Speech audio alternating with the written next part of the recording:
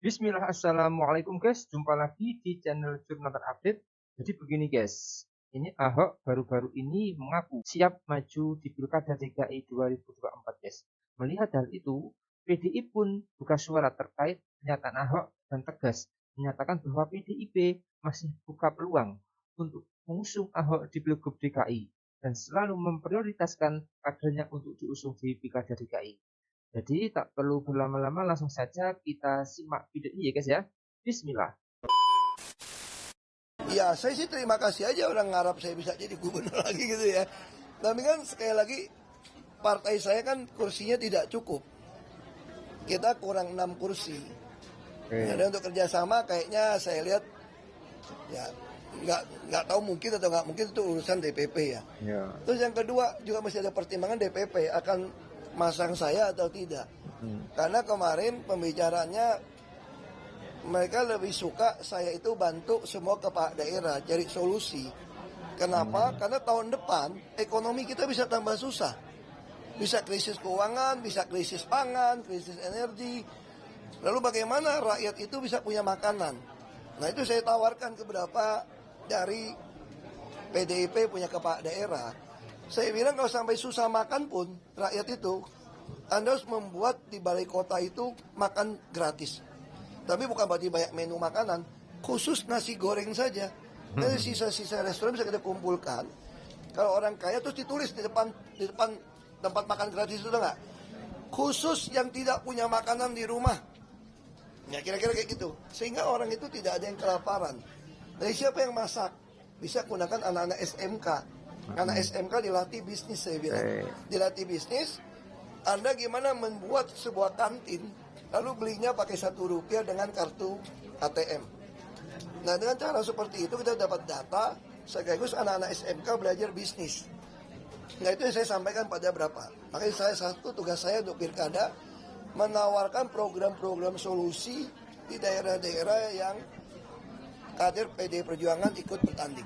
Untuk menjadi gubernur jauh lebih siap ketimbang dulu. Ini Oh iyalah, saya sekarang saya jauh lebih siap jadi gubernur sekarang karena udah lewatin sekolah Makobrimob kan saya bilang. Dan saya juga sudah pernah pengalaman 4 tahun lakukan penghematan optimalisasi biaya di Pertamina. Saya selalu percaya pemerintah yang baik terus dijalankan seperti korporat yang memberikan banyak CSR, yang membagikan dividen yang baik kepada pemiliknya. Jadi artinya apa? Saya sekarang jauh lebih pengalaman. Ketika krisis ekonomi, krisis energi apapun, yang dilakukan itu apa? Optimalisasi biaya. Kalau penghematan saya sudah buktikan. Anda taruh saya dimanapun pasti penghematan. berarti Bapak sudah siap maju di daerah mana itu Pak? Kauli atau mungkin Enggak, saya tidak gitu paham soal Sumatera Utara gitu ya. Saya kira itu cuma berpikir mau jadi gubernur. Sedangkan partai saya menugaskan saya untuk menjadi sebuah etalase model. Jadi kita membangun sebuah bisnis plan ini. Jadi kita membangun sebuah program supaya kepala daerah ikut. Bukan berarti saya mesti jadi gubernur di Sumut, di Bali, atau di NTT. Enggak. Jadi inti itu dengan pengalaman saya di korporat, pengalaman saya yang dulu di Jakarta, di Belitung. Jadi saya diharapkan saya bisa membagikannya. Membantu kader-kadernya yang mau maju. daerah ya Pak, bukan hanya pilkada Jakarta gitu. Kesiapan membantu teman-teman mau maju. Karena saya punya program. Teman-teman mungkin termasuk Pak Anies, kan Pak Anies akan diusung. Saya kira kalau soal Pak Anies itu saya serahkan pada DPP ya. Nah, karena DPP udah punya kriteria siapa yang bisa dicalonkan. Anda nasionalis atau tidak? Anda pernah terlibat menyuarakan pemecah bangsa atau tidak? Saya kira itu ada filternya di PDIP. Nah, PDIP ada partai yang demokratis. Dia membuka, kan dia menyerap aspirasi dari masyarakat. Tentu di sana ada nama Pak Anies dong.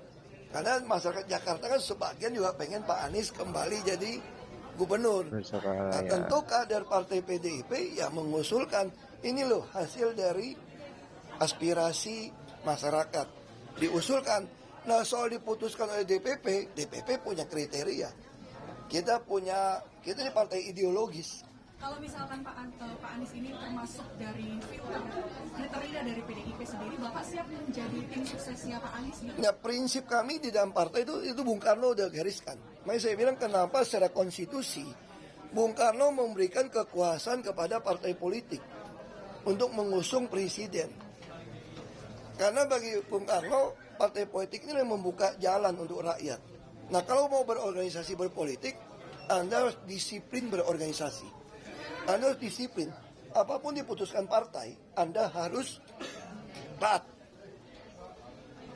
Tapi sebaliknya kita juga diajarin, kalau keputusan partai berbeda dengan ideologi partai, ya pasti semua orang akan meninggalkan partai yang seperti itu gitu loh. Nah, ini prinsip yang kita diajarkan. Pak, ini juga muncul duet Anies Ahok itu menurunkan elektabilitas dari Pak RK. Mungkin nggak sih untuk duet Ahok Anies itu terjadi?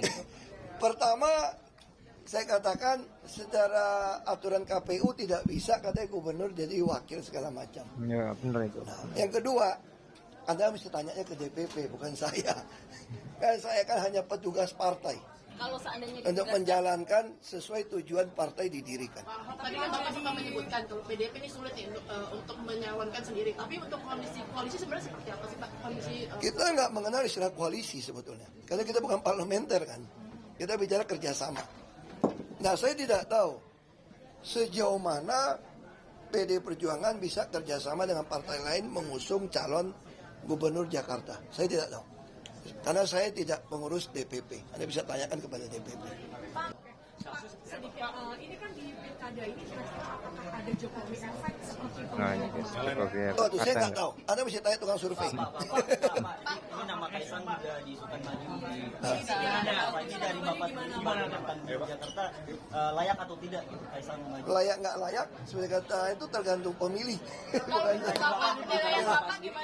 kalau saya nilai orang nggak etika saya menilai orang. Tapi yang pasti kalau di dalam PDIP, termasuk anak-anak Gen Z hari ini, kita mesti meninggalkan sebuah jejak, meritokrasi dan proses. Jadi semua orang harus melakukan sebuah proses. Nah, itu yang kita diajarkan dalam berorganisasi. Harus ada kader, harus ada pembuktian. Baru Anda naik. Saya nggak mengatakan itu. Apakah perlu popularitas gitu? Tergantung orang tergantung orang Jakarta. Tergantung orang Jakarta. Pak, Ya. muncul wacana isu koalisi 4+1 di pilkada khususnya Jakarta, Jateng sama Sumatera Utara. 4+1 ini 4 koalisi di koalisi Indonesia Maju, satunya Jokowi, gimana Pak? Saya nggak tahu, karena saya nggak mengenal kata koalisi di PDIP. Tanya kerjasama aja.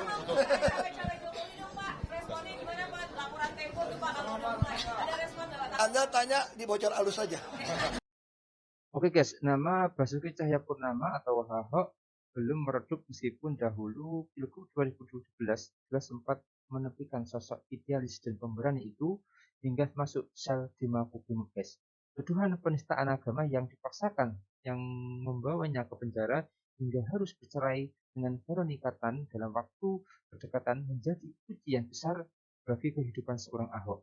Kalau kita mendengar pemaparan Ahok di YouTube kemarin, terdengar jelas bahwa Ahok cukup memahami permasalahan di Jakarta dan seperti masih punya keinginan untuk membereskan semua itu, mulai dari persoalan banjir, macet, pendidikan, dan masih banyak lagi. Ahok bisa dibilang sosok paling tepat yang dapat kembali memperbaiki wajah Jakarta guys. Yang paling mengagetkan, baru-baru ini Ahok pun menyatakan dirinya sekarang jauh lebih siap menjadi gubernur DKI Jakarta. Alasannya, Ahok yakin dirinya kandidat yang paling siap jadi gubernur karena pengalamannya selama 4 tahun memimpin Jakarta. Ia juga bilang pengalamannya duduk sebagai komisaris utama di Pertamina. Menambah pengalamannya tentang bagaimana memberikan banyak pemasukan untuk daerah melalui program CSR. Jadi mungkin itu guys untuk video kali ini. Bagaimana menurut kalian soal video Ahok ini? Tulis komentarnya di bawah ini ya guys ya. Saya izin pamit dulu. Wassalamualaikum warahmatullahi wabarakatuh.